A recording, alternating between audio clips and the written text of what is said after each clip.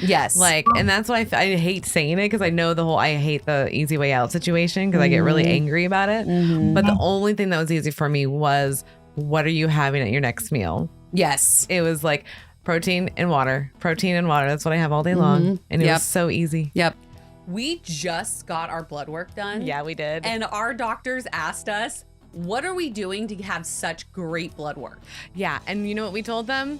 ProCare. Oh my goodness. Yeah, we told them, like, yeah, we take ProCare every day because they have a multivitamin that you can just take one a day.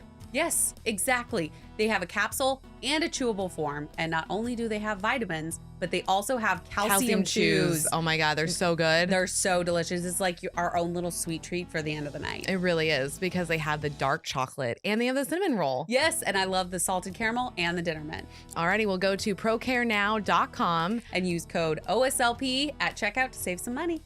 You guys ask us all the time, what is our favorite protein powder? Yeah, literally, we see this question every day. And the answer is always Devotion! Yeah. Oh my goodness. I even used it this morning to make my own sweet treat for nighttime, because it's just a brownie batter pudding.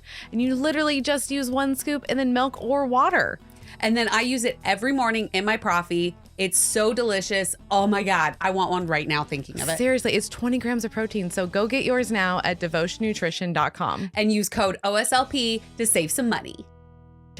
We will accept that. I was gonna say, Amber didn't say that we couldn't talk about it. Oh my gosh. Yeah. Okay. Now we'll count us down. Okay. Welcome back, OSLP family. Welcome. You are listening to our Sleeve Life podcast, and this is Kelly. This is Mel. And as always, we like to remind you at the beginning of our episodes, go over to Patreon. Yeah. It is patreon.com/OSLP, where you can get exclusive episodes. You can be watching this one early. You could be watching this one early. Yeah, just saying. 10 days early to be exact. And you could get episodes early, or you could join the world's greatest support group. That's right, the Benchies. The Benchies. We have renamed the Losers Bench the Winners Bench, because we are no longer losers. No, we're not going to call ourselves losers. Yeah. No. And so we are the Winners Bench, and we like to refer to our little Winners Bench group. It's actually not so little anymore. Now we're up to 80 guys. Up to 80 people in that group. And we have 2 dudes. And we now have 2. We have 2 dudes. We're so excited. We're so excited about that. So, and dudes, it's really, anybody's welcome. We have a really great group of people that will answer questions. We have our beloved admin, Tanya, who answers a lot of the questions faster than we can get to them. Yeah. So amazing. And she's so knowledgeable. So we have her in there, and we just really want you to talk about whatever is in your life at that point. So yeah, because we're all there to help each other, because we know that some people don't have a support system. Yes. Or don't know anybody that's gone through it. Yeah. Don't have a berry bestie. No. So now there is a whole group for you guys to talk to. Exactly. So you don't have to worry. Yep. So go over there as soon as possible. Pause it. Come back if you want to. Yep. Highly recommend you to pause and go over there. Yeah. And then come back. And go over to YouTube so you can watch these things, because this drops every Tuesday. You get a brand new freaking episode on YouTube. So you just need to go over to the little app button, guys. It just has a Y. Go get it. Click on it, type in our Sleep Life podcast, and then hit subscribe and ring the bell so you get notified for all those Tuesday drops. Yes, exactly. All right. So now that is out of the way, we get to go into our wonderful guest that we have today. Yeah. She has become a instant follower. I don't know what you're trying to say. Of ours. And she found us recently, and she has been nothing but loyal. Yeah. And is trying to get our name out there as much as she can. And she actually is an admin in her own Facebook group. Yeah, we're going to talk to her about that. And so we want to know how that is. And just hear more about her story. So welcome on, Amber. Welcome. Hello. It's so good to be here. Yay. We're so glad we get to pick your brain all about your story and your journey of how you got here. Yeah. I'm excited. We always like to go back to the very beginning of when did your weight loss story start happening? When did it first start, the weight become an issue for you? Yeah. And how did you handle that? Okay. So, I have not always had, a weight issue. It started, as I got older, like whenever I was in college, of course, you gain that freshman 15. Yeah. And, just kind of be little things like that at first. Okay. But it really started once I got married and we decided to have a child. Okay. And we had some fertility issues. So it was about 3 years trying to have him. And with the fertility meds came a lot of weight gain. Yeah. And were you doing the injections and things like that, or? Yeah. Okay. Okay. we had to do a little bit of everything. A little bit of everything. Oh, Yes. that's rough on your body. Very. And your mind mentally, it was just, a hard time to always continue to see the negatives each time. And after I had him, I struggled, losing the weight also. You become a mom and you kind of put, all of your energy into your child and your family and kind of put yourself last. So I was actually on spring break with my family, and my aunt told me about a new bariatric doctor that was coming to town. Oh.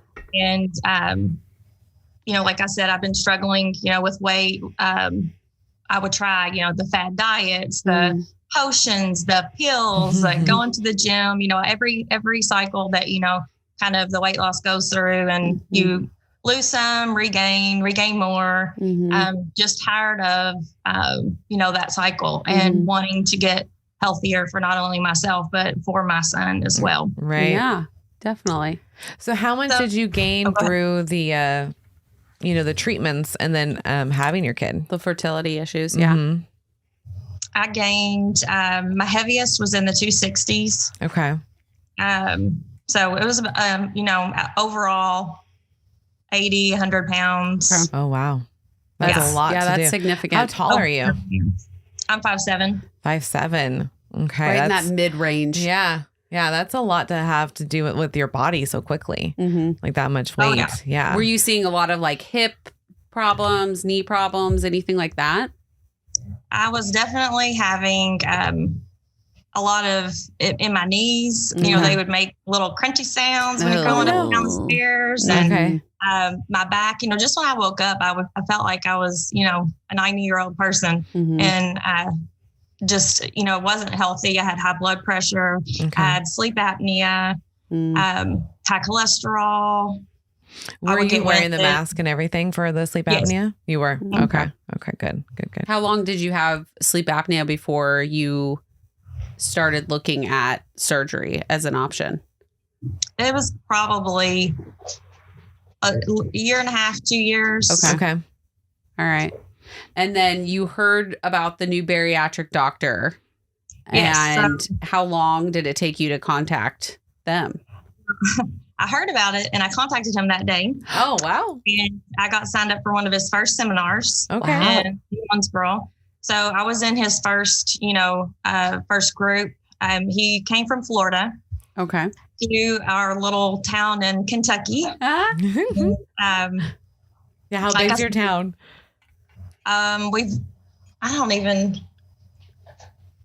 It's one of the, in Kentucky, it's probably the fourth largest city, but it's still not huge. Not a huge town. But he has, since became, a center of excellence. So we have people from all over coming to him now. That's fantastic. But for my insurance, it was the 6 months is what I had to do. Okay. With my regular doctor and, or with my family doctor. And we had to record, certain information to turn in for insurance. And they helped you, every step of the way so that you were, had your best chance to get qualified through health insurance, because, there are a lot of people that their health insurance, doesn't cover it. Yeah. And that's it's a lot of money if you have to pay for it, self-pay. Oh, so it's expensive. Very expensive. Luckily, I was able to, go through that process and learn some new habits. Yeah. That I really needed to learn. that I think most people probably know they need to do, but you just kind of think, oh, it'll happen. I can still lose weight. I just need to work out. But it was just little things like putting your fork down, in between bites. Drinking water before you eat, to help kind of fill your tummy up a little bit. Parking a little further away, whenever you are going out shopping or taking the stairs. I mean, it's just those little things that helped me over that 6 months build good habits. Oh, good. That's and also great. having a support system, which I know you guys talk so much about. Yes. What was your support system like? What does it look like? So my wife was, of course, number one in my support system throughout everything. I mean, I could not have done it without her support. My son was extremely supportive, even though he's young. Like I said, he's 13. He was, I guess, 10 at the time. Okay. Once I talked to my family and kind of explained my why and more about the surgery, because they didn't really know about it. Not a lot of people really in our area understand or knew about this surgery. Yeah. So they became more supportive. Any kind of surgery is, going into surgery is, kind of scary, but the risks of my health alone, were going to put me in the ground earlier, unfortunately. So I needed to do something to improve my life. Yes. How did you explain it to your son? Yeah. Being 10. Well, I mean, I talked about, my health and health issues that I had, and that this is something that would assist me so that I could be healthier, for him, so that I could do more things with him, because, he would ask me to, go on bike rides or, go play basketball. And, I couldn't do a lot of those things for any length of time. So, our quality time was affected. Yeah. So I bet he was excited. He was, I don't think he really understood the whole, everything that I was going through, but we've been always very open with him when it comes to, anything. Yeah. So he knew that, I wouldn't do anything that would not be in, my best interest or his best interest. Right. So, but he was there, every step of the way, and, with the changes that we made at home with certain foods being here and not. The way we changed going out to eat, at first was very difficult for him, but he jumped on board, and I mean, that says a lot for a child that young. Yes, for sure. I know it's really hard for them to wrap their minds around big changes. And when you're making big changes of like, even as small as like, we're not eating out as much, like they're like, I don't understand, like, or, not rewarding with food. It's a hard concept to grasp sometimes, I think, for some kids. Absolutely. So it's definitely like an conversation that needs to happen if you have children. I think so, because like the whole household changes. Yes. Like, I mean, it really should. For this journey to be successful, like we all kind of have to be on board. It doesn't have to be 100%. Like I'm not going to make Dylan and Eric eat the same foods that I eat. No. But we're all going to have one meal, and we're all going to like, pick off each other's stuff. Like we're not going to make 5 different meals just because I have a different one. Like we're going to make this work. And it's like, we're going to talk about it. Be like, hey, really, we should be eating more protein, buddy. Yeah. Hey, we really should be having more veggies. Like what I was doing before actually wasn't right. And just be honest. Like, hey, I was wrong, because I had to tell it to Dylan. I was like, hey, yeah, I shouldn't have been eating these things. And now I know. And now I get to have a reset. So like, let's just start eating this way. This is so much easier. But it's tough because like Eric's a junk food junkie. So like when he goes out, he was rewarding with the junk food. So I have to add to reel that in. It's like, hey, but we can't do that. Let's do like shirts, or let's go on a drive, or like, let's go, because he's learning how to drive right now. So like take him on a drive, let him drive right now. Like figure out different reward systems is like really like key for the children, because we're so ingrained to be like, oh, here's ice cream. Good job on your test today. Yeah. You know? Or you did really good at school today. We're going to go out to eat. Mhm. Like that's just. Yeah. As a family, we're going to go out to eat. And it's like, well, we can still do our normal dinner. Maybe just like, I don't know, like talk about it more. Yeah. Really, just talk about the success. Or play a board game instead of going out. Like, you know, like just it's the quality time. It's not the food. Yeah. Yeah. Yeah. Yeah. So so you said 6 months. What was included in that? Did you do therapy? Did you do nutritionist appointments, support groups, all of that? All the things. All the things. That's what we like to hear. Yes. That was all part of it. You know, before you had to get your psych review approved. Mm-hmm. And that was, you know, I've never, I mean, I go to therapy. That is something that I think is important. You know, my child has been to therapy. We've all, you know, and I'm a big advocate for that. Mm-hmm. Good. We did have nutrition classes. We had support group meetings that we were to attend. Of course, all this was pre-COVID and you know, the Zooms and Google Meets and all that. So we got to do all that in person, which made it, I think, kind of nicer.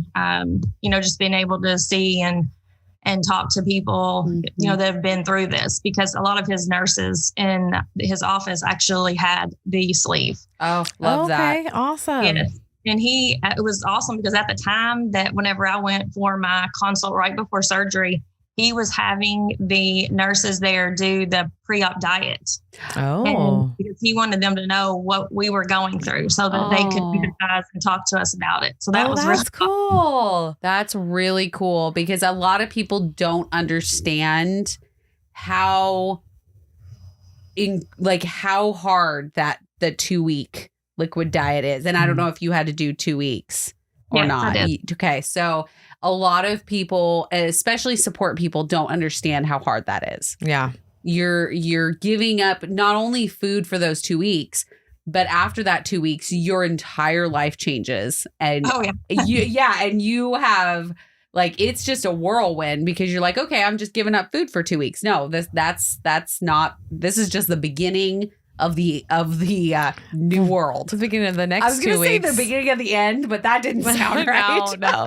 No, but it is a big tease and call it like your last meal, the last meal before. And I had a Friendsgiving because I love Thanksgiving, and my surgery was in October. Oh, so I was, you know, Thanksgiving was going to be, you know, barely time for me to really eat anything. Mm-hmm. Yeah. Real food. So we had a lot of friends over and had one of my favorite meals. Yay. That's amazing. I highly recommend doing food funerals. Yeah. Because it really sets the tone of okay, I'm saying see you later to these things. And then you're not going into it being like, oh, I should have had one more meal. I should have had that meal that I love because I'm not going to be able to have it for a long time. Yep. You're going in, you're saying goodbye, and then you can move on from it. It's just like a bad relationship. Just break it off clean. Just break it off. I'm gonna say you have sex one more time. And then you're like, peace, I'm done. And we're done. I'm going to leave and not come back. Because you know it's your last time. It's the last time. When you know it's your last time, it's so much better. Yes. It's so oh, man. My God. So good. Yeah, and then you don't want it because you've already had it. Yeah, so you're good. You remember that last time. You're like, all right, that's all I needed. Oh, my God. So, So when you went through 6 months of it, did you do your therapy and everything once every month? They have it laid out, the whole program. You do certain things each month. Okay. So that hopefully once they submit all paperwork, you are, ready to go and they could get you scheduled. Okay. Wow. So they were very, had their system down pat from, when they had their office open in Florida. And so, I mean, it was just checking off boxes. So it was pretty awesome. That I actually like the idea of going in and being like, this is what's happening, and then check it off one by one, and then you're good to go. I like that. More streamlined. You can be it's very transparent of what needs to get done. Yeah. There's no guessing. No guess. I like that. Mm-hmm. Did you have any like cold feet or anything right before. We've heard of people like kind of freak out. Yeah. What happened?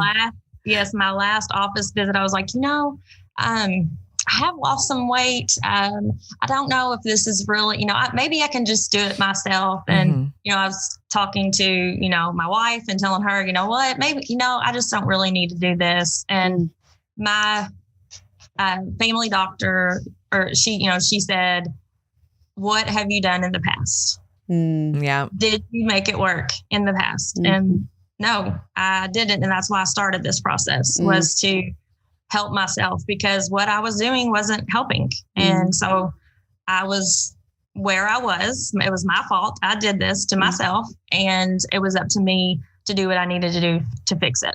I love that you took ownership of it. Yeah, it's key. Because I think a lot of times it's easier to blame everything under the moon, under the sun that's not our fault. Yep. And we're just, we blame it on, I'm on medications. I was put on birth control too early and I just started gaining. I don't know why. It couldn't be the 5 packages of cookies I have in my car. Like, it can't be any of that. It's not my fault. And I think through this process, you kind of slowly realize it. And I think that's why therapy is so important. Well, yeah, because so we're going to do a squirrel moment for a hot second. Okay. So we just got done and we went and saw Dion Cole. Yes. At the Revolution Hall in Portland. Yeah, he was really funny. And we got to meet someone that doesn't know us at all. Yes. Her, Aria's friend, right? Yes. So we were telling her about the podcast. And when I straight up said when I straight up told her, like, I realized I was a food addict afterwards. And her eyes were just like, oh shit. Like, we're like, because I'll tell you, like, now it's like I'm fully open, willing to be like, this is what happens. Like, I was acting like I wasn't doing anything wrong to myself, but literally I'm having like, there's no reason to have the foods that I was having, like just like so much food, like pounds of food. Yes. It's insane. Yep. And it's like, I never, until I got the surgery, realized like, I totally did this all to myself. Yeah. Like 100%. Same for me. I did not take ownership of it whatsoever until after therapy. And I was like, oh, shit. Yeah. Yeah, I did this to myself. Yeah, I was the one that, like, I did it because I had no control over my life. So I'm shoveling, Chips Ahoy cookies into my Ben & Jerry's ice cream. Like, seriously, people, this is what I did. It needs more. This is what I did at night. Like, I had to have the Ben & Jerry's that already had crushed cookies in the ice cream. And then I had to add more. Just to make it right. Yeah, that's what we do to ourselves to make ourselves feel better. And I'm like, it's I don't crazy. have it. Yeah, like, I don't feel good, so I'm allowed to have this. Yeah. You're allowed to have a cookie, Kelly. 1 cookie. That's it. Not 5 in a Ben & Jerry's. No. And so finally taking control of that, I felt like I finally had control because I was admitting that I had no control. Yeah. And just like now I feel way more comfortable telling people when I'm wrong. Like, I don't care at all. I'll tell you if I'm wrong. Yeah. Like, yeah. If I'm wrong, I'm wrong. I own it way more now than I ever have in the past. And I think it's because of the surgery. It's made me feel like it's okay to be wrong. Yeah. Nobody is right 24/7. It's okay to not know things. Like, it's not a big deal. Like, you can learn it. It's totally fine. Absolutely. And just be like, I own this shit. Like, I fucked up. I had the food that I shouldn't be having. I was like depressing all the food, like my emotions down with food. And now I can say that's not okay. And now we can move on and not make it a huge deal. And we can actually like live life and not focus so much on food all day long. Yeah. Do you think you had some food addiction things? Absolutely. Okay. Yeah. Yes. All right. And I think for years I told myself, it's just because of, trying to get pregnant and, the fertility issues. It was the meds I was on. So, I did that a lot, blaming other things. And like you said, through therapy and through just time and really reflection on yourself. Yeah. You find that we did do this to ourselves. We let ourselves eat things that we shouldn't, that are bad for us. And we had a bunch of it. And, we a lot of our lives are surrounded by food. You go to party, you go to birthdays, there's cake, you go, someone graduates, there's more cake or goodies or, whatever, whatever is there at work when we are celebrating things, there's food. I mean, there's just food everywhere. The temptation is everywhere. And you have to be, learn how to control that in your life. Mm-hmm. Well, That's and I hard. think like we don't have like, once you take all that food out, you have a lot of time in your To world. think. You have Yeah. a lot of time to just sit and reflect. Yep. And you start like, oh yeah, that Yeah. happened. Yeah. Oh, that shouldn't have happened. Mhm. Yeah. Or you'll think back and be like, okay, Yeah. these are some actions that I'm going to fix. The awareness heightened is insane how much it is. Yeah.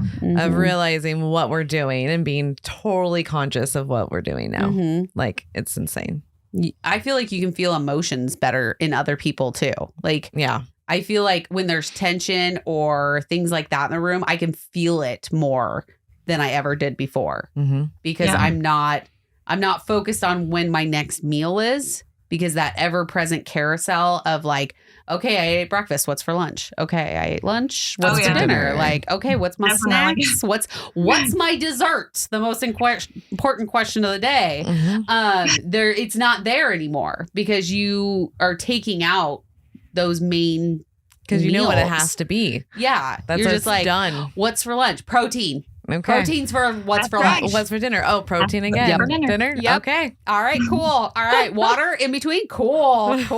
No It's easy. guessing on that. I love that part because it was just so easy. Yes. Like, and that's why I hate saying it because I know I hate the easy way out situation because I get really angry about it. Mhm. But the only thing that was easy for me was, what are you having at your next meal? Yes. It was like protein and water. That's what I have all day long. Mhm. And it Yep. was so easy. Yep. Yeah. What was your surgeon's name?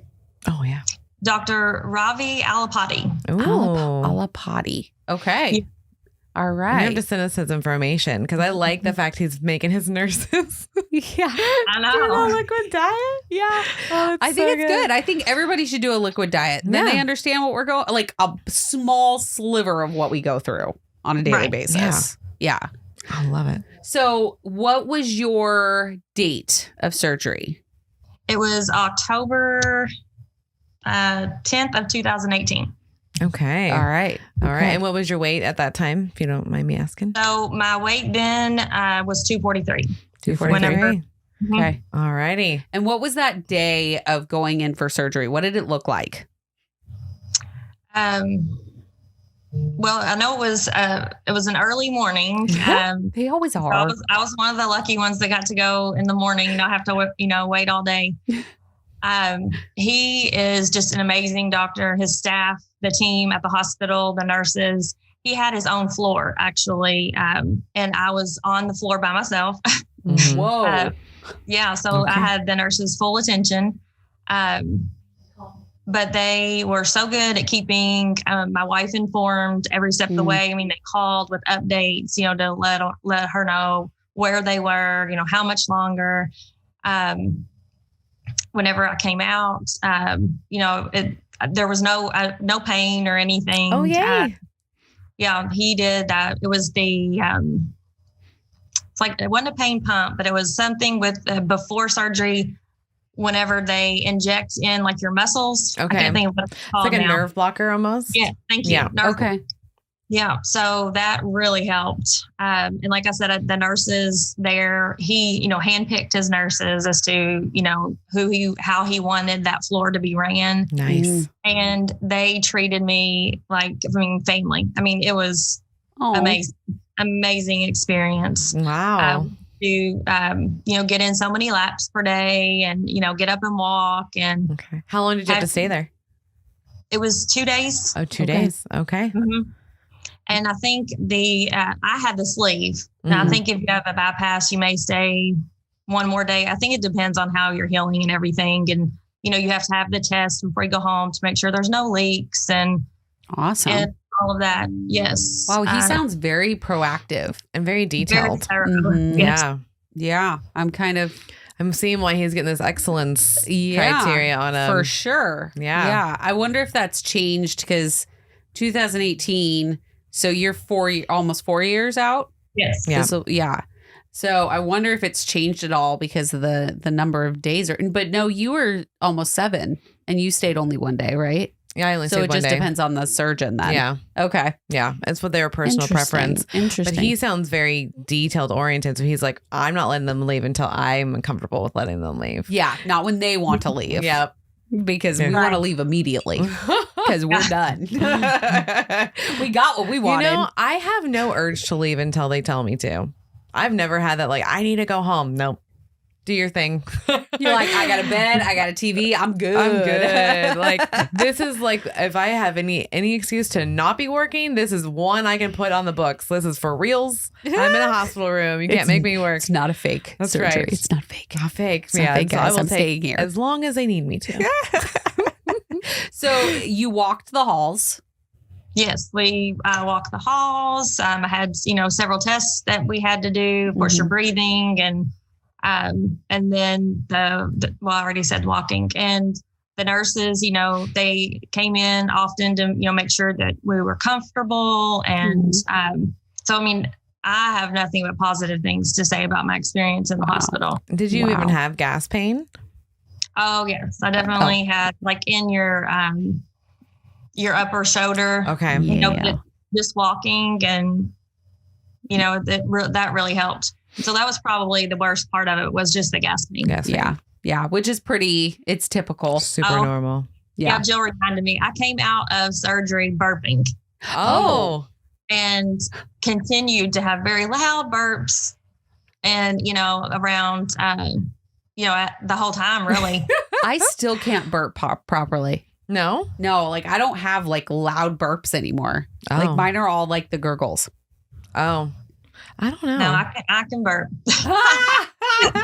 I'm jealous. Yeah. There's sometimes I'm like, come on, just burp. Like, you feel better. Oh, totally. Yeah, I can still burp. So yeah. Yeah, no, I That can't. sucks. Yeah. I like the feeling sometimes. Thanks, Mel. I think whenever I get, like, if I get a little too full, or if my stomach decides it's not going to agree, that's when the burping really starts going. Yeah. That makes sense. Isn't that another funny thing, is you become more in tune with your body? Yeah. Of like what things mean. Yes. The sounds of my stomach also forever changed with surgery. I mean, you can hear so much going on in there. If I eat any like dense carbs, so like dense bread or anything, my stomach goes nuts, and it's the weirdest thing. Like if I have pizza with a thick crust, you can hear that thing across the room. I'm like, pouchy, come on. It's trying to down. It's all like, I'm trying to like clean it. I'm like, do I need to run to the bathroom at this point? Because I don't know what's going to happen next. When it first started, now I know he's just talking. So he's just talking. Yeah, he's just talking. Your pouch is a he. Yeah. Oh yeah, my pouch is a he. Oh, I had no idea. It's pouchy. Yeah. Do you have your pouch named? Did you say pouchy? Okay. I do not. I've not named it. Did you name yours?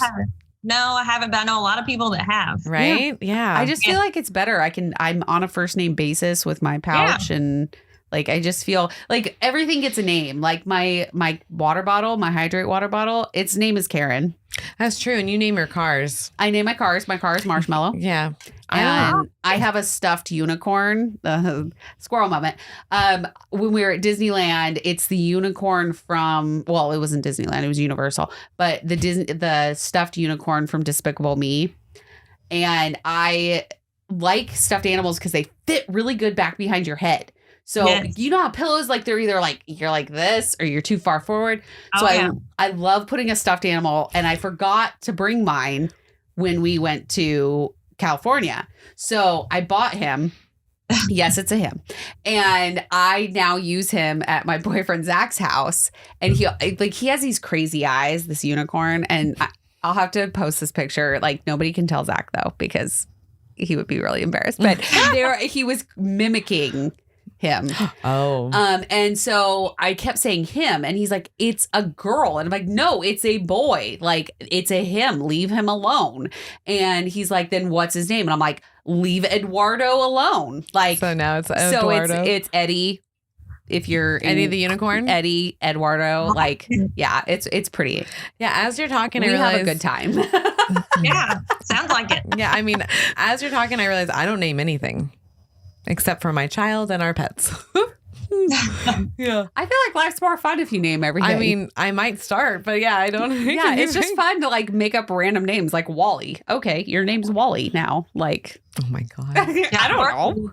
I worked with a teacher that named the different things in her classroom. Like her stapler had a name. She'd be like, "Go get Larry," or her pencil sharpener. It was fun. That's So, cute. yeah. I can understand that. Yeah, it is fun. It's just, yeah, I've always been a namer, I guess. A namer. A namer. I like to name things.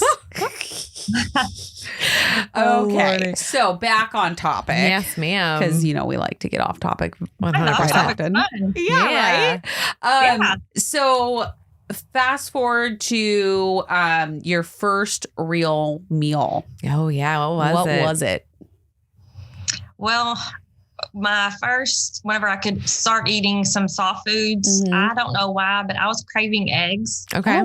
Okay. And that's one meal that I really, really remember because I was so looking for it. I remember calling and be like, "Can I please just have eggs?" Not yet. You got to do, you have to, make your progression, certain stages. But my first real meal was actually at my brother's wedding. Jill, what is it right before? The rehearsal dinner. Okay. Sorry. Oh, okay. Yep. I still have like fog brain. But at the rehearsal dinner, there was salmon and green beans. And I thought, you know what? I'm just going to cut this up real small. And, I was excited because I could finally eat and it was going to be something good. And I think I got a little too excited. So ended up spending a little time in the restroom because the pouch did not like it. Yeah. Oh. That can happen. So that was rough. I was like, yay. And then quickly, no. How no, many no, weeks? no, how many no, weeks no. out were you before you had that? It was November 3rd. I think it was his wedding. And then I had it was October. I think it was the 8th. That's not the 10th. Okay. Yeah. So you were pretty far out. Yeah, that's a good time. Yeah. It's just your pouch just did not like the salmon. Nope. They didn't at that time. No. Yeah. But that's changed now. You can eat salmon just fine. Oh, good. Yeah, Good, it's funny because some things I'll eat just fine. Some dairy, doesn't agree. Sometimes it will. Okay. So it just is random. I don't know why, but I waited because he recommends waiting for the dairy because some people can become dairy intolerant. Yeah. After surgery. But it can be just depending on the day as to how I'm going to react. Yeah, I would legit die if I was lactose intolerant after. I know. I live on cheese. Yeah. Like, don't take my cheese. Don't take my You can cheese. take anything else that is lactose, but my cheese stays. I notice I get gassy with butter. Butter. Happens all the time. This is what happens on the show. Melody says something like, butter makes me gassy. And I'm just like, what the fuck? Because that's dairy. What the fuck, Mel? Like, that's really kind of odd. I was nervous about dairy, but the only thing I got that was a problem was the butter part. That's so odd. Yeah. So like it sucks like shrimp scampi from Red Lobster and it's in that buttery garlic. It's so fucking good, but it's like I am gassy. Sorry guys, I'm gonna enjoy my butter tonight. Yeah, I'm gassy. It's like when guys eat eggs. Yeah, some guys get real gassy with eggs. Yeah. My ex would eat eggs and then I'd be like, oh. Like I was nasty. I'm like, okay, oh my God. You I can was leave. listening to this podcast and he finally stopped eating eggs and he's like, that's what it was. It was the eggs that was making me gassy. So now he's like, I just did not even do it. He's like, they were all like, why'd you even try that? And he's like, I don't know. I was just like, maybe it's the eggs finally. For years and he's always had eggs in the morning. Oh my God. So that's what it was. Like, and you're starting your day with something that makes you gassy. Yeah. So all day you're dealing with it. Like, it's not even like halfway through the day you have a hard-boiled egg and so you just deal with it for the rest of the day. No, the whole day. All day. That's why it's really important to listen to your body because like just if it is making you gassy, there's a reason for it. And if you don't want to be gassy, you can just not eat that food. Exactly. So there you go. Because it does drive me a little nuts with Eric because like he'll literally just be like complain that like his stomach hurts or he's gassy, but then is eating all the shit that would make you be that way. So I'm like, would you just stop? Come on, just stop. So well, I can tell you a teacher trick for that. So which wouldn't work for many people unless you're a teacher, but maybe there's some other teachers listening, is when you do have gas and you're walking around the room, you quickly move. And then they blame it on whatever kid is in that area. Oh, yeah. You crop dust over in the opposite. Not the teacher, it's the kids. I remember walking through the store with my mom sometimes, and she'd be like, walk fast, walk fast, walk fast. And I'm like, oh, God. I'm like, this is so embarrassing. Just like walk as far away from her as possible. Well, you can't help it sometimes. And Jill, will be out somewhere. She'd be like, oh, my God, did you just do that? I'm like, yes, go, walk. Move. Well, and we've been told by several doctors that if you have to burp or fart, just do it. Do not hold it in. It's not good for you. So just let it out. Oh my God. I want scientific proof on that one. Yeah, it's not good for your insides. I want to know what it does to you. It's true. I would like to know. Can you find a poop doctor? A poop doctor? Yeah. I'm sure I could. Okay. I'll put you on it. You put me on the poop doctor. Yep. I love it. Yep. Because I want to know. I want to know what happens. Well, speaking of poops, what was the first one for you? Because we know ours was like annoying. Well, he says he's a big, advocate for Miralax. Okay. Okay. Everybody, they send you home, they tell you before, have it at home to help you. Mm-hmm. So I actually, I did that consistently and, that helped us. So I didn't have an issue with. Oh, good. Good. Yeah. I know. Anytime there's issues. Yeah. Anytime there is where I'm like, oh my gosh, something doesn't feel right, then I'll just get out that Miralax. There you go. I need to have some on hand. Yes, you do. Yeah. It should be in your cabinet. Absolutely. Yeah. Because like it's a big deal even to this day. Like it's still different because it's really depends on like how I'm eating that day. So I have to really pay attention. I need to actually like watch the fiber because it's really important to have. It is. And we're learning more and more about fiber, about how it does keep you like if used intermixed with protein, you have a good solid protein and fiber intake, you're going to feel fuller longer. And you're actually going to lose more weight because you're not like you're giving your body what it needs. Well, and you're digesting all of it too. So it's like you use all the fiber and it comes out. You're just like perfect. Yeah. Counterbalance out of that cheese. All that cheese Kelly likes. Yeah. That cheese. Goodness. What is your favorite food now that you're, because you're pretty far out now. So what have you kind of leaned towards? So my favorite pre-surgery, I think I could live on pizza like my child. He loves pizza. Now, I thought, there's no way I'm going to be able to live without pizza. Right. That was my thing. I was like, there's no way I'm going to, I don't know. It was just in my head. But now my favorite is actually roast.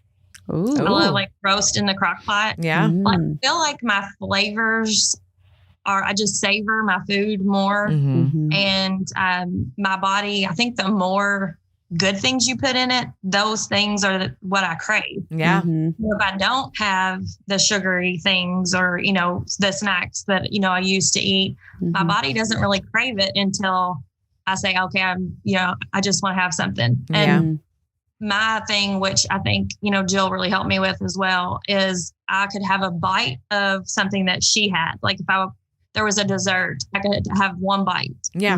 That was our thing. It's like, can I have a bite? Can I have a bite? Yeah. And, she get kind of frustrated at first. But now it's just like, here, you want a bite? That's cute. I like it. So that really helped me, to know, I don't get 10 donuts or 12 donuts or eat a whole bag and, at one time, but I could have a bite of hers. So that's cool. That's actually what got me to try more foods was like asking people like, can I have a bite? So if we went out in a big group, I would be like, can I have bites of your guys' food? All of the food. I'd like to try it. Because like by the time I tried like 2 or 3, I'm full. Yeah. And then all I bought was a salad, like a cheap date. I loved it. That's what I was going to say. I'm a cheap date now for sure. Yeah. I just, share And like you said, with trying new things, whenever we would go out with friends, I may not order something and I'd be like, can I have a bite of yours and a bite of yours and a bite of yours? Yeah. You're full. And you've tried new things. And that's how I found some things, that I did like that I didn't necessarily even try before. 100%. I think it also it expands your palate because you're not just stuck on the same foods over and over again, because you never know like what's going to sit well and what's not. Yeah. So I feel like you're constantly kind of shifting and moving things around with how you're cooking. And so I definitely, my palate expanded, and I had a really good palate. Like I ate a lot of things that most people would never touch. I've had frog legs. I've had, what was the other weird thing I've had? I've had gator. I've had gator. Gator's good. Yeah, I love gator. Gator is good. I've had it too now. Yeah. But yeah, I was actually sitting at dinner or at lunch today with my nieces, and I was like, you guys need to try this. And they're like, oh, no. And I'm like, just try a bite. You never know. Like, it was freaking cheese curds. Like, oh my goodness. They're going to love it. They hated it. Oh, well, good for them, They I hated guess. it. And the guy from across the table heard them like, and he's like, what kid doesn't like cheese curds? It's cheese curds. Yeah. And I was like, they're not blood related. We're like, they're not really mine, but I love mine, them. but they're not mine. Yeah. No, they ended up liking it. They don't like ranch, which I also find is really weird. But they had like ranch sauce over the top of the cheese curds. Oh. Yeah. So they're just like, a double whammy for them. Yeah. For me, it's like, give me more. Well, but then once I said it's like mozzarella sticks, they were like, oh, yeah. But they wouldn't even try my taquitos. No. Oh, my goodness. That's so funny. They were like giving me that face. And I was like, just try the damn food. Yeah. Just try it. You don't know if you don't like it unless you try it. So just do it. Yes. That's right. Yeah. So tell us, so when did you start becoming a part of the Facebook group that you run? So that started right after my surgery. Well, not right after, but whenever I was out and about at the support group meetings, we were talking about, we really want to have a way besides just that meeting once a month. That we could interact with, other people that have gone through the process and just talk to them about, how they're doing, what are they eating, sharing recipes, sharing ideas for that liquid diet, ways to get something different. I'm a creature of habit, so I kind of stuck to the same thing, the same broth and everything. And they're like, I'm tired of this. I need more. And so that we were sharing those things and sharing our experiences, which I think is so important because, like I said, not a lot of people knew about the surgery, in our town. And just having someone that you could talk to that understood, what you were going through.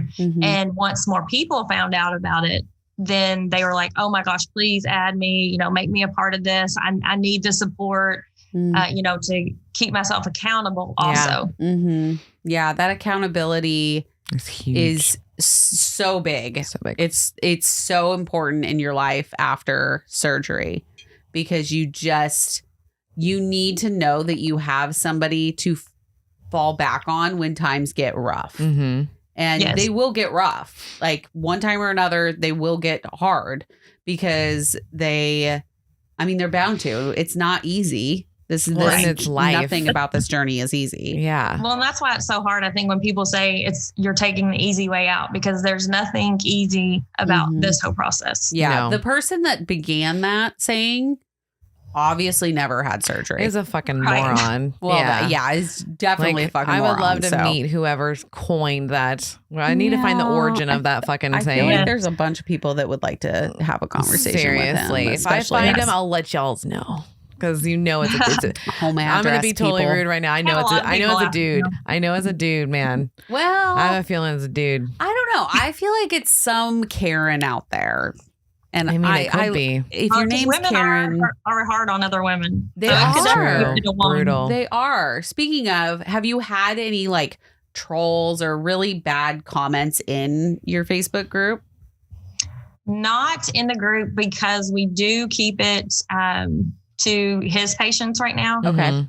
So really, we're trying to be supportive. Now, there have been people that have asked, can I just cheat in this way? Or can I just have this? And, kind of wanting someone that's been through it to say it's okay, because they're wanting someone to back them up for doing something they know they shouldn't. Yep. They want validation. But, right. And that, has happened several times, unfortunately, but not necessarily to my face have I had anybody say, anything negative. It's just usually on social media. Yeah. Okay. And not in your guys' Facebook group, it sounds like. Right. Not in the group. Okay. That's good. And have you had anything? So you said on social media, you've had some not nice comments. Yes. And it's just, the Karens, the easy way out, or, just something. I mean, people I think are trying to look for, critical things, whether it's, I feel, and it could totally be me, but like when you're grocery shopping, you feel like people are looking at like what's in your cart. And, just weird things like that may just be, me. I'm the weird one that I like to look at what's in other people's carts. Kelly does. Yeah. Like I'm just generally interested in what they're putting in their cart. Like, right. And then I'm like, are you starting a diet? Because it's all vegetables in there. Where's your protein? Right. Where's your protein? I'm not judging you. I just like to know what you're doing with what's in your cart. Like my favorite show growing up was Supermarket Sweep. Oh, that makes sense. I wanted to do that sprint through the store to grab all of the things. I'm just interested in what's in your cart. You're hilarious. I don't think I've ever shared that on here. No, so there you go. There you go. There's a first. So the Facebook group has been really good for, for supporting each other. A lot of people, they are kind of scared, to call the doctor over, any little thing. So they'll be like, hey, I'm feeling this, what do you think? And so just really encouraging people to use their resources. Yeah. Because we have a nutritionist and we have, the nurse and the doctor, and they've, since built, even more, some nurse practitioners and other people, because it is growing. And I think that's important for us to use our resources because they are the professionals. And that was kind of tough being the admin at first, because they were coming to me with some medical questions. And so just encouraging them to, reach out to the proper people and not, I'm not there for medical advice. I'm, just here to, help support you, when you need that. So yeah. I think we get a lot of those questions too. And most of the time we say like, you need to talk to your surgeon. Like, because most of the time if you're coming like, and some of it's sometimes small, they'll be like, did you guys burp a lot after surgery or something? Right. Then it's like, okay, yeah, like that's, but then if you're having like massive pain or you're throwing up everything you're eating, or, you're only at 16 ounces of water a day, like you should probably reach out. That's why they're there. Yeah. That's why you have a surgery team. Like they can answer those questions because they see it more on a daily basis. Yeah. And they're medical professionals. They're the experts. They are the experts in the medical field. Yeah. And they wanted to do this job. So like, don't think that you're bugging them, because we've talked to them all the time and they're like, I really wish people would stop thinking that they're bugging us. Like that's their biggest pet peeve. It's like, ask us the questions. We want to know what's going on with you. Dr. Burkadal actually was the one that said it. He was like, I'm there to answer your questions. That's a part of the commitment that I make to you when I take you on as a patient, is to answer those questions until you no longer need that guidance. Right. But, none of us has ever gone through this before. Yeah. So we will naturally have questions and it's okay to ask those questions. Yes. So, yeah. Well, and even in our office, Jill even called them and was like, she's doing this, is this okay? And they even talked to her and helped her through, just reassuring her that, it's okay. Yeah. I think I went through a little bit of depression, because I was addicted to food. And, you're always, addicted. You just have to, take the correct steps. Right. And so I think there was a little, depression with. Is there an episode that rings a bell that you can that you remember?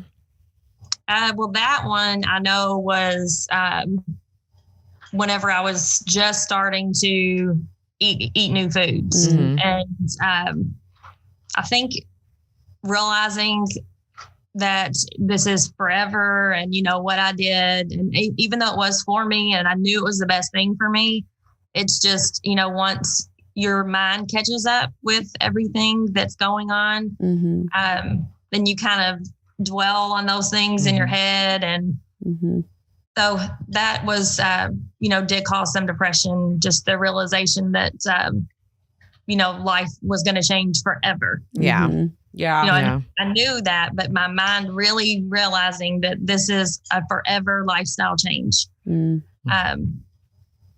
was definitely one. Another one was not seeing myself in the mirror, not seeing the difference in the mirror.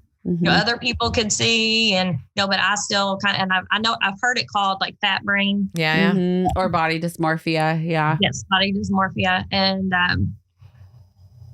just the mind over matter, it's really, when you're going through the journey and your body is changing so rapidly, your brain doesn't have a chance to catch up with it. And it's really hard to see it. Like, even I have sometimes where it's the opposite, where I'm looking in the mirror and I'm like, girl, you're getting fat. And I try to hold that, like, sometimes that thought just slips right through. Yeah. And then I'm like, no, because I'm still smaller. Like, I'm still smaller, but I don't see it. Like, there's some days I look in the mirror and I'm like, I'm right back where I was. That's it. I gained 150 pounds overnight. I don't know. No. Just and it's just your brain. It's just your brain. Right. And I think that's one of the hardest parts of it. Yeah. I try to tell people, and I know, I think I've heard you guys too say, pictures are so important throughout this process, because when you're at those points where you're like, good Lord, I'm, I don't feel good, or I don't look good, or I don't think I do. You put those side-by-side pictures of your before and after and see how far you've come. And that the pictures do not lie. No. And I know a lot of people, they, they're probably like me, you want to put everybody in front of you in a picture so that they can't see your body. They can see your face, but not your body. Right. But actually take a picture of yourself and, use that throughout the process. Because when you can't see that in the mirror, you can see it in pictures. Yes. Yeah. Pictures are so important. I wish I had taken, and I already took a lot of photos, but I didn't take a whole lot of like head to toe photos. Like, I had a lot of selfies where I thought going up with the camera worked. It did not, people. It did not help. It doesn't. It does we not know help. what's going on. We know that my face, I thought my face was round. I thought my face was round for years. I was like, yeah, I have a round fat face. Like, that's just what it is. No, girl. No. That was weight on your face. That's weight. Yeah. That is pure weight on your face right now. I regret videos. Yes, that too. I think everybody needs to do some more videos. I would say, like, right before surgery, before you do your liquid diet, I would say, like, get in front of a freaking camera for like 20 minutes and just do random things in front of it if you don't have any of the prior stuff. Yeah. Like, just do that at least. Do like a couple different things, because it's insane to watch what it looks like when you do it again. Because you get like I would suggest too, like a full like 180 or 360 or whatever. Because when you see the back part of you, like the first time, and you're like, oh, that's my back. Like, that actually looks normal. You're like, oh shit. Yeah. But it's hard to see in the beginning because your brain just can't catch up. But if you have the videos, oh my God, it goes a long way. Yeah. No, I wish that I had taken more videos. I was one of the ones that I took photos throughout my entire journey. So I think it was every month I took another set of photos, and I took a photo starting my liquid diet and then on the last day before surgery. Yeah. And I'm so grateful for those photos. And I'm so grateful that I did some photos in just my sports bra because, you know, I had all black. So there's sometimes where you're like, yeah, I can see it, but you can't really tell the difference. And then you see the sports bra next to what you are now. And you're just like, oh, cool. Like that redirected my brain real quick. Yeah, I did that with the sports bra too. Yeah. And pants and from different angles, and I would share that too. Awesome. Have you done, what was your, I don't know if you worked out, did you do any workouts after surgery? Like when did you start, if you did? I did a lot of walking. Okay. And riding bikes, but walking was my favorite, just getting out. I mean, I found that, you know, I enjoyed it. Yeah. You know, now that I could go longer, and then I would walk and, you know, try to jog a little bit and walk and kind of jog. And then now I'm doing, just because I felt like I needed something different. Yeah. I'm trying the Beachbody.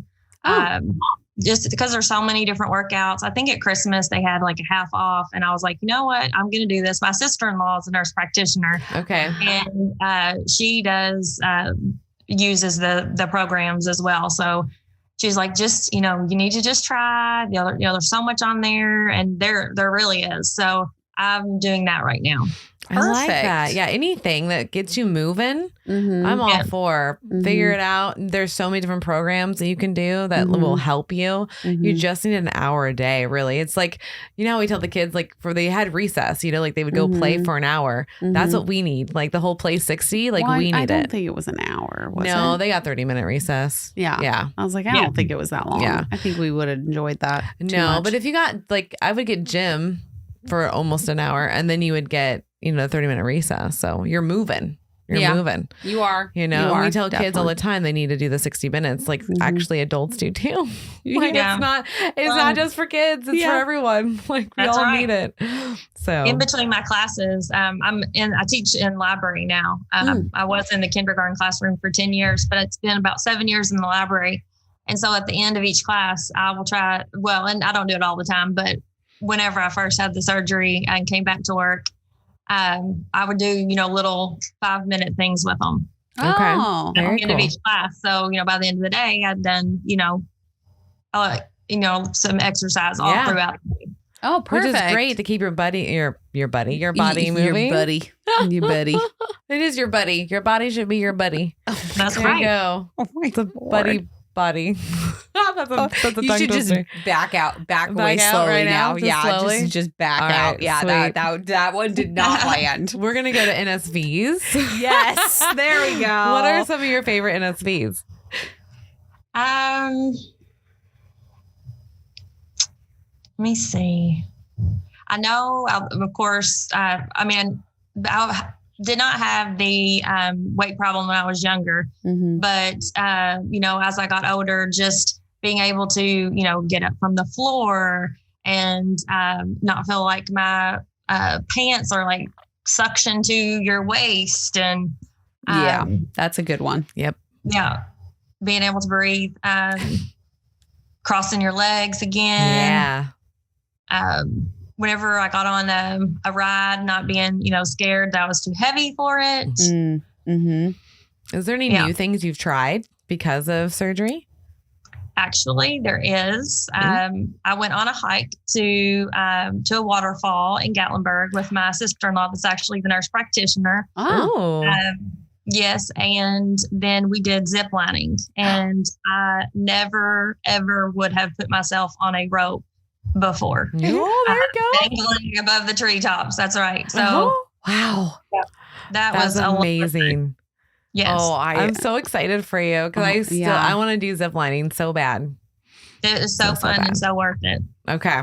Only over Fremont Street. That's what we're going to go do. I've agreed to Fremont Street. I will not do it over the top of trees because I could see my death. By the time this airs, we should have done it. Yes. Okay. Yes. So we're going to post up if we did it That's or not. exciting. Yeah, we have 2 things that we want to do in Vegas, and it is the zip lining down Fremont Street, and then I want to ride the roller coaster at New York. Yeah. The one that like goes outside and then comes back in and goes through the whole thing. Because last time I was there, which was like 14 years ago, it's stupid. I would not go on it. Period. Because I didn't do rides. And so now I'm like, I'm facing my fear of real roller coasters and actually really enjoy them. So I would like to do that one. And I'm scared about that one, but I will do it for you. Thank you. So I won't do the one that at the stratosphere that goes out like that. It tips you out. Yes. Both of that. Not happening. Nope. When she first told me, I go, nope. And I was like, what? It's just a roller coaster. And she was like, no, it like tips you out. And I'm like, no, that's stratosphere. That's not happening. That is not on my list. Yeah, I will do the New York one. So hopefully we got our NSV when this goes. Yeah, hopefully we got them. So in Gatlinburg, there was a bridge that had a glass part that you could walk over. And I remember my son being like, I don't want to do that part. But we did. We faced our fears, and it was That's a lot. Exciting. But it was fun. Yeah. Good. I'm so glad you got to do something like that, because that's like life changing. You know, that's an experience that not everybody has. So you can have that one. Yeah. Well, something really cool that I got to do, and he actually got to be a part of it, was we did a commercial for our doctor. And that's so cool. A commercial. Yeah, we did a commercial. We did it at school. So, since I'm a teacher, we filmed some there, some in the gym. And we also got to do some ads for a local magazine. And I got like my pictures in that, and we did some brochures and so that part has been so cool, because I felt, you feel like a celebrity. And so that's been really neat. And he still to this day, whenever, there's certain things that I'm doing with him, be like, Mom, thank you so much for doing those things for me, with me. And, he sees that I'm able to do so much more. And that's probably one of the best parts of this. Yeah. Wow. That is so cool. Love it. I love it. Yeah, that's really cool. I think that's probably my favorite non-scale victory I've heard. Like, just being like, you're really opening yourself up to all of these different experiences because of surgery. Well, and we learned that it's super successful. Like, if you can reach up to 6 to 7 years, what's that statistic that 7 years. Rob? 7 years. What was that statistic that he was like quoting? It was like 10%. Then you're basically good if you can reach 7 years after and have kept, the majority of your weight off, because, there's always that fluctuation, like after your first year when you level out. That part's kind of hard too. How did you deal with that? You get down so little, and it's like not all of us. All of us. Well, and I know not everybody, but just getting down that small, and then they always say there's a bounce back, and I had that in my head. I was like, okay, it's going to happen, but still, when you see that scale creeping up, and it's okay, it's healthy, it's healthy, it's going to happen, because your body said, okay, this is my new normal. But it's still, in your head, it's terrifying, because you're like, oh, that's it. Because you're scared I failed. that the scale is not going to stop when it goes up. Right. It's like super scary. You're like, it's very scary. Don't do it. Yep. Please stop. How low did you get? I got, I guess I was in the 130s. Damn. Was low. Then I did have plastic surgery. I had a 360 body lift. Very cool. Yes, a gluteal augmentation and a thigh lift at the same time. Damn. Ooh, how'd that go? Not good. Oh no. Yeah, that's my wife. That's my wife coming in there. Where did you go and what happened? So I went to Nashville. Okay. And then his name was Dr. Robbins. And I think the people that I talked to about this surgery before, I just don't feel like everybody was very forthcoming with honest with what it really was going to be like. Yeah. And I did have a friend before. She's like, I just really don't think you should do that all at one time. And I was like, well, the doctors here, they don't do it because they don't know how to, like, they didn't go and train. Like, he does this all the time. He does this every day. And you really have to do a lot of research. If you are going to, have plastic surgery, make sure they're board certified and talk to, other people that have had it and, gone through him and, or if you're a surgeon. And I felt like I was prepared, but there was nothing that could prepare me for what I went through. And I did have some complications. So that made it worse because I started having hallucinations from the pain meds I was on. And I lost a lot of blood. So there were some things that added to that experience to make it a little more of a negative. But that was because of the... Hold on. What did Jill say? Emotional damage. Yeah. Emotional damage. Because of the surgery, because of plastics. Well, for her, I mean, she was caring for me. I mean, I'm going to be real honest here. She was wiping my ass, I mean, having to wash me and take, put me in and out of these, the stockings, the binders. And yes, that felt like, I felt like that was all that's kind of holding me together because you're cut all the way around. And her seeing me in pain, and she did have a support system too, here in our neighborhood to help. Everybody kind of joined in to help all of us around. I don't know how we would have made it. Yeah. Wow. People came and helped with get Braden out of the house because, I was in the bed. It's, 4 to 6 weeks of major healing. You're walking like, with a walker, hunched over, and I couldn't sit for 2 weeks because I had the gluteal augmentation. So I was just going like from side to side. So you had a 360 and the butt at the same time. And the thighs. And the thighs, yes. Oh, that's why. So the reason though that I did the gluteal augmentation is because they say there's a flap of kind of fat in the back, your lower back, that they either throw away or they can mold, like take part of it downward and mold into a bottom. Okay. And I never had a bottom, so I opted for that. So that just kind of added time to the surgery. But for me, the thighs were nothing because of my 360. You mean you mean your thighs didn't hurt? Well, no, not really. Because I think my pain was so centered on my midsection that I could feel kind of like lightning bolts of pain around the incisions of my thighs. But I think it was just the pain in my midsection. Wow. How long were you in like massive pain? Well, it's hard to, because it's not massive pain because you're on painkiller. Yeah. So and I came home with the pain pump, but it's what does it just emotionally and physically, is so draining. Yeah. Because how long does it take for you to heal from something like that? 4 to 6 weeks. Yeah, it was about 4 to 6 weeks. And I was still like, she would, kind of roll me around in a wheelchair to get me outside and get sun. And it was a long process. Yeah. Surgery support for plastic surgery is not for the faint of heart. Absolutely not. And I think more people need to talk about that and to be prepared. Their spouses or their caregiver or whoever is going to be there. Like, you have to have someone if you're having a major surgery like that. Wow.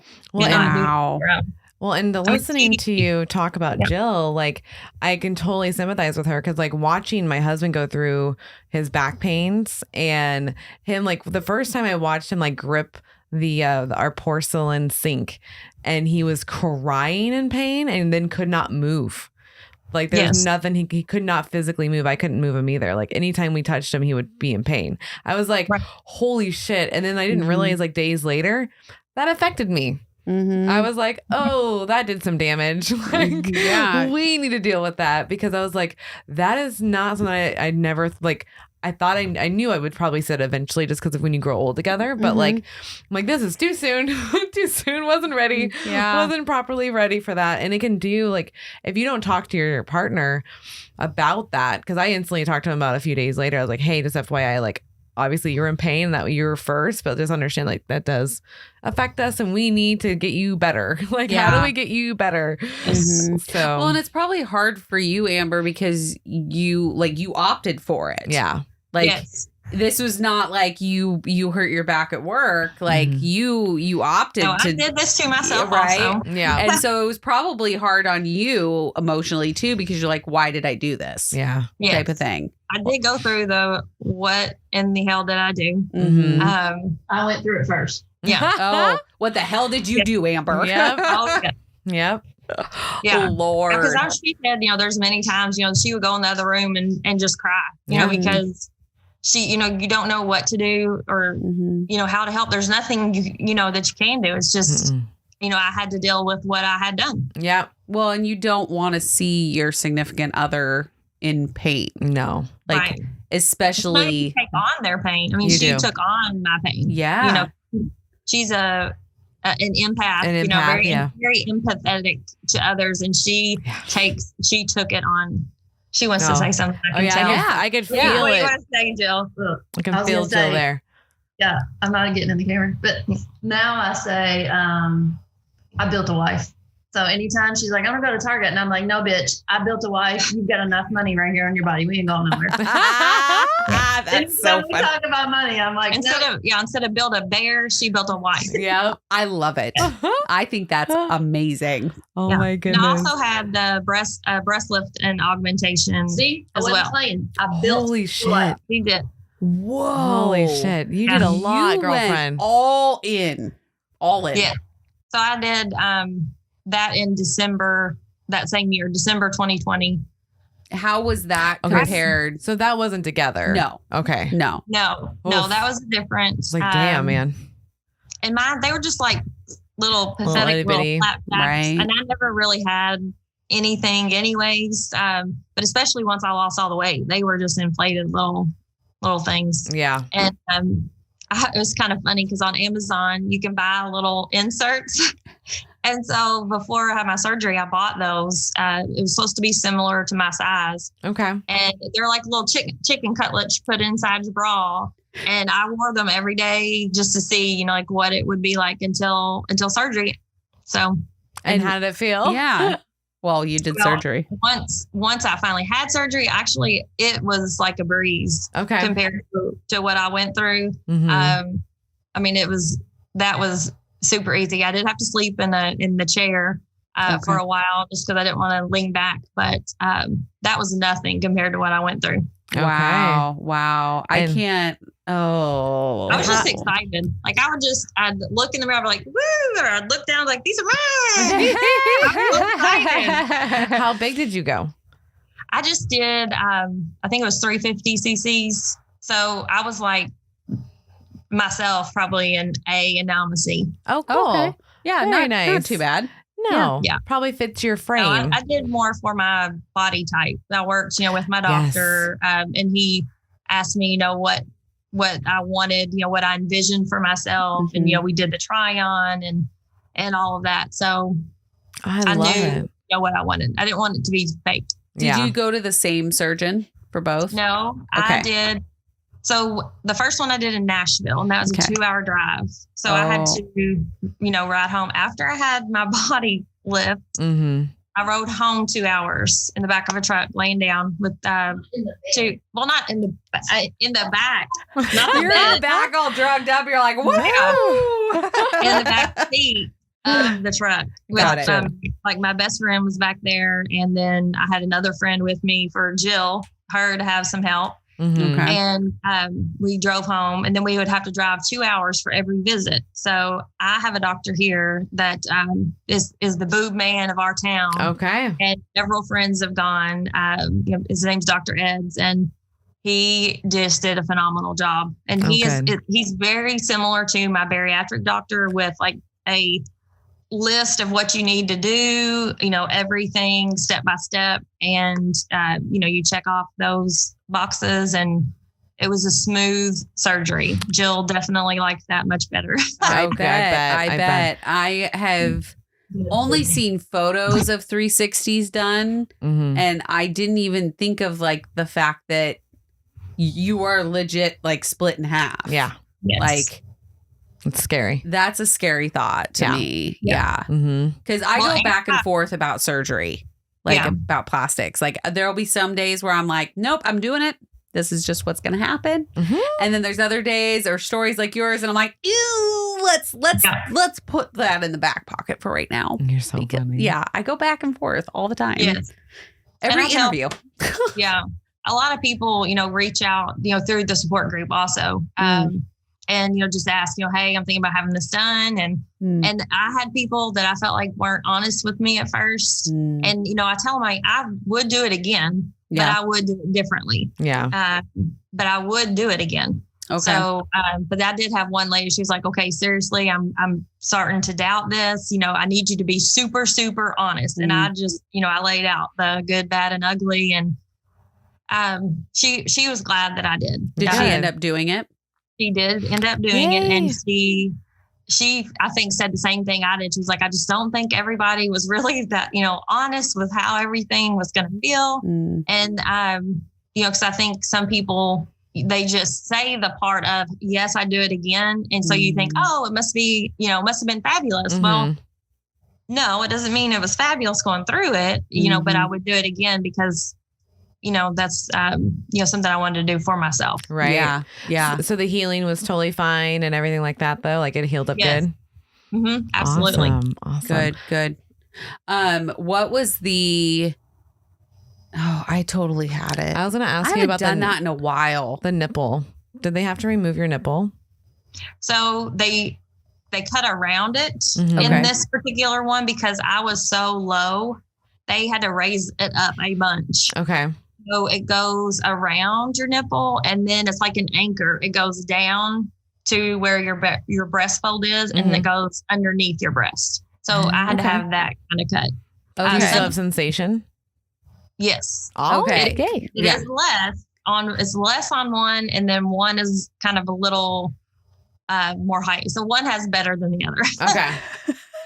We've been told that's normal. Yeah. Yes. Well, we've heard that you either like lose a little or you gain a lot. Yeah, a lot of or you have nothing.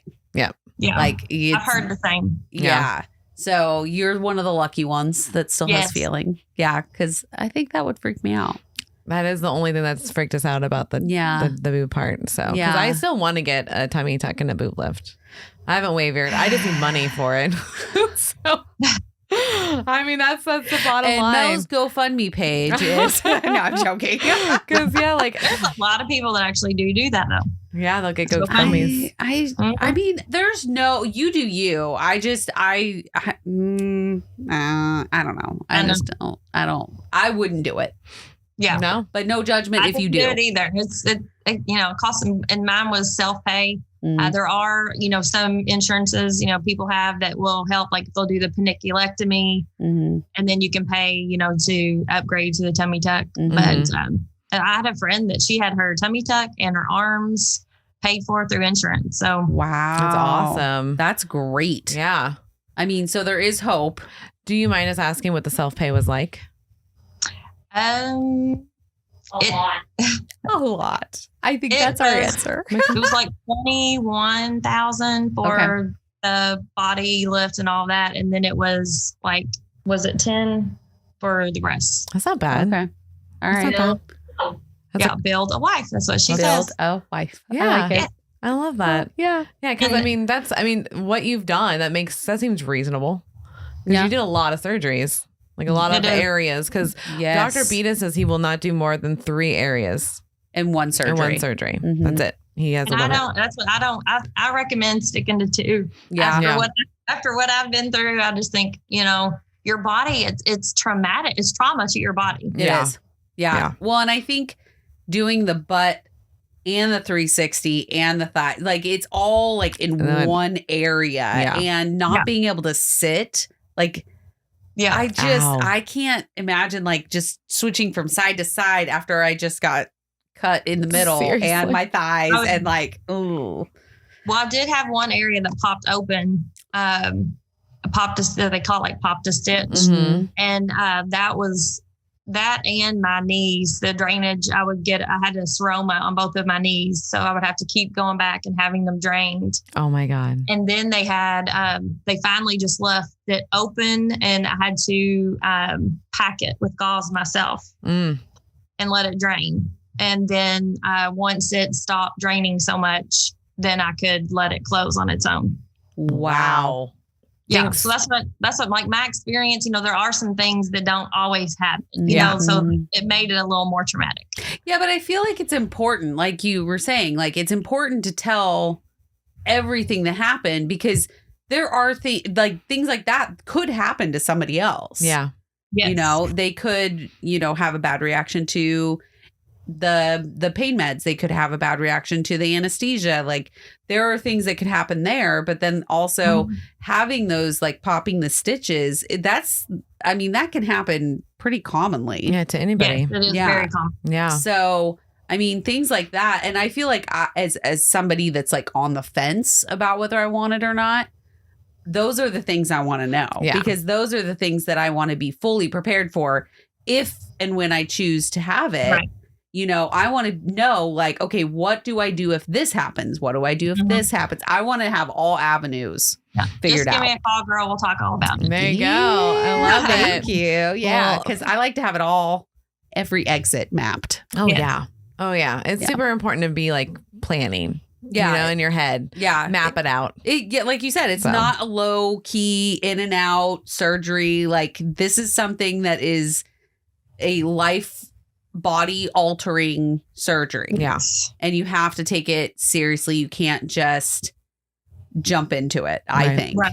And it's the same thing with weight loss surgery. Like I honestly feel like that 6-month rule is important, because you can't just jump into one day saying like, I'm going to have it, and then jump into it and just expect everything to be totally easy and normal. No. Like that just doesn't, that doesn't work. That doesn't have vibe. realistic expectations.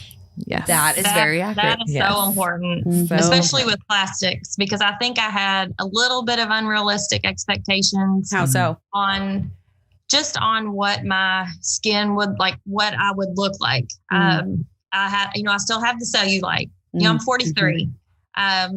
You do not look 43, ma'am. Well, thanks. Yeah, you do not. Thank you. But I thought I would look different. That I wouldn't have that cellulite, that I wouldn't still have some of the saddlebags. And you do, but you look so much better, and that goes back to the pictures. It's like, if I do look so much better. Yeah. But I guess I also think about what other people think, when I'm in a bathing suit and they're like, you paid to have all that done, and, you still have those. Yeah. So I think some of that is still, being your own worst critic. Yeah. And it's taken a while to, kind of love and appreciate that person that I see in the mirror, and appreciate my body and what I have, essentially what I've put it through. Right. So how do you do that? How do you work on that every day? Like seeing who you are and loving that person. I think therapy is important for everyone that's going through this process. I think a support group, and I'm so blessed to have a partner, wife that is so, just complimentary and just reminding me, that I am beautiful, and that, she does such a good job with that. Like she put little notes around the mirror, and help my son do it too. Just like, you're amazing, you can do this. And so whenever I looked in the mirror, I would see those positive affirmations. And I think it's a lot of reflection on yourself. Like, I keep a little journal. I've done that, journaling a lot. A thankful journal, gratitude journal. but also just writing down what you're going through when you're going through it. I did a video journal for a while too after my surgery, because I think a lot of it I've tried to block out just because it was hard. Yeah. So like you said, doing the videos, like whenever I see those videos, I thought I was like killing it. I was a rock star. I was shaking and, could barely stand up. And so, I mean, it was, it's a journey. It really is. Those progressions are everything. Yeah. Yes. Yeah. They really are. Well, Amber, we definitely appreciate you being on with us. Yes, this is so much fun. Is there I appreciate you guys having me. You guys are so fun. Well, thank you. Yay, thank you. Thank you. Is there anything left you want to let our listeners know? Is there any tips or tricks that you wanted to let them know that helped you? Just to, be true to yourself and, really take some time to reflect on the choices that you've made and that, things aren't going to happen overnight. Yeah. We spent years doing this to our bodies, that it's okay. It is going to take time. Take time for yourself to celebrate those little victories along the way because you're going to have stalls. You're going to have times that you are not, happy with yourself. Little setbacks along the way, but just keep your why in mind. And, I think that you can be successful and have that support system. Love All it. right. I love it. All right. Thank you so much, Amber, for taking the time and being on here. Thank you, Jill, for your commentary in between. Yes, that is perfect. Yes. I think the new coin term of build a wife is perfect. Yes. So we are now going to turn all Build-A-Bears into Build a Wife centers. So, Oh yes. my gosh. All right. We love you guys, And we will see you next time. Bye.